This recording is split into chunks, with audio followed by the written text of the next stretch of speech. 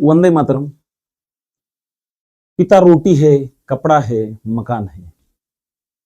पिता रोटी है, कपड़ा है, मकान है। पिता नन्हे से परिंदे का बड़ा आसमान है।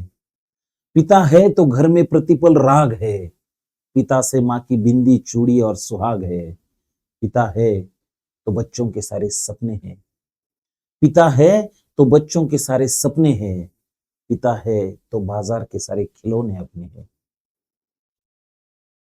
बापाच्या बाबतीमध्ये साहित्यामध्ये खूप कमी लिहिलं गेलं, कारण बापाची व्याप्ती सामावू शकेल असं साहित्य जगात अजून तयार झालं नाही. आजच्या या दिवसाच्या निमित्तानं एक खूप सुंदर गोष्ट आपल्यासोबत शेअर करतोय.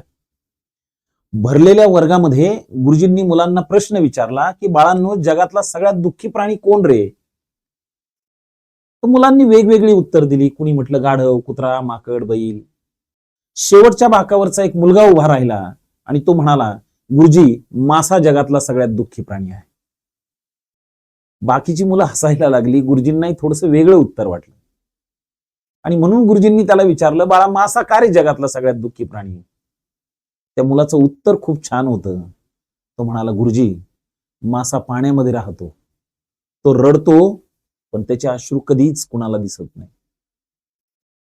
आणि जो माणूस रडतो पण त्याचे अश्रू कधीच कुणी पाहत नाही, त्या प्राण्या इतका दुःखी प्राणी जगाच्या पाठीवर कोण असू शकेल? मित्रांनो, आपल्याही घरामध्ये एक मासा आहे, त्याला बाप असं म्हणतात. उत्तर सांगणाऱ्या मुलाचं नाव होतं चार्ली चॅपलिन, ज्यानं संपूर्ण आयुष्य फक्त लोकांना सुख, समाधान आणि हास्य देण्याचं काम केलं आणि स्वतःचं आयुष्य मात्र प्रचंड दुःखामध्ये गेलं. मदर्स डे, फादर्स डे हे एक दिवस साजरे करायचे असतात का?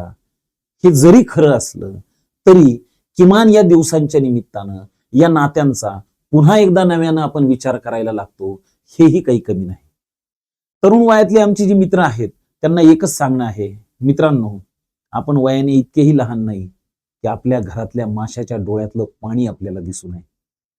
आणि जी लेकरं घरातल्या या जिवंत माशाच्या डोळ्यामध्ये पाणी येणार नाही म्हणून कष्ट करतात, त्यांच्या इतकी सुजाण लेकरं दुसरी असू शकत नाहीत.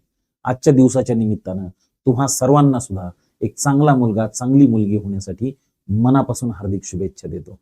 Happy father's day.